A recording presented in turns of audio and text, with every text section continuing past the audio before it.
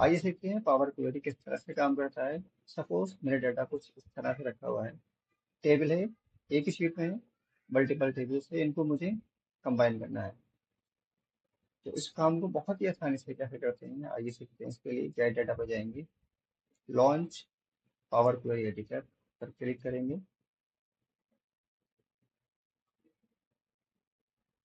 कुछ इस तरह की विंडो खुलती है। उसके बाद न्यू सोर्स पर जाएंगे। न्यू सोर्स के बाद सबसे लास्ट वाला ऑप्शन ओपन अदर सोर्सेस, और उसके बाद सबसे लास्ट वाला ऑप्शन ब्लैंक क्वेरी, इस पर क्लिक करेंगे। कुछ इस तरह का विंडो खुल जाएगा आपका। यहाँ पर एक फॉर्मूला टाइप करना है, इक्वल एक्सेल, सबसे पहला वाला formula Excel dot current dot book, bracket open and close and then enter. देखिए शीट के अंदर 8 टेबल्स थी, सब आ चुकी हैं। अब इन सभी कंबाइन करना है। फिर यहाँ पर ये बटन होता है एक्सपेंड करने का, यहाँ पर क्लिक करेंगे।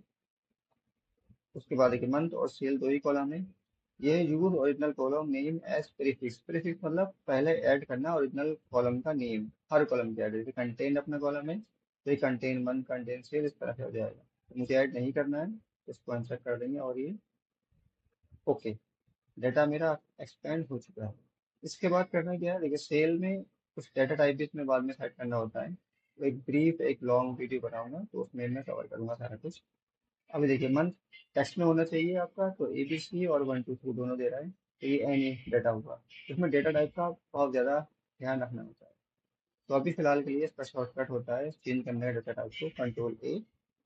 उसके बाद ट्रांसफॉर्म में जाना है आपको, डिटेक्ट डेटा टाइप पर क्लिक करेंगे तो ऑटोमेटिकली देख लीजिए मंथ टेक्स्ट में है तो ABCD, नंबर्स में है तो 1 2 3। ठीक है, टेबल नेम आपका ABC में है। यहाँ पर एक और आपको कंडीशन देंगे, टेक्स्ट फिल्टर में आएंगे, 10 नोट कंटेन पर क्लिक करना है और यहाँ पर आपको देना है क्वेरी, 10 नोट कंटेन क्वेरी और ओके। इसके बाद होम पर आएंगे और क्लोज एंड लोड। देखिए यहाँ पर सारी टेबल एक साथ कंबाइन हो चुकी है। यहाँ पर राइट क्लिक करूंगा तो देखिए रो मेरी 24 है, फिर से राइट क्लिक करता हूँ तो रोज मेरी 24 है। कंबाइन करने के बाद इसको चेक करना बहुत जरूरी है। अगर बाय डिफॉल्ट ये डाटा आपने ऐड भी नहीं किया और ये भरता ही नहीं तो आपको ऑप्शंस या कंडीशन फिर से चेक करनी पड़ेगी। अगर इसी शीट में दोबारा जाता हूँ मैं, इसमें टेबल को ऐड करता हूँ, एक टेबल यहाँ पर पेस्ट कर दी मैंने और दूसरी टेबल यहाँ पर पेस्ट कर दी मैंने। अब ये ऑटोमेटिकली कैसे होगा, यहाँ पर जाना है।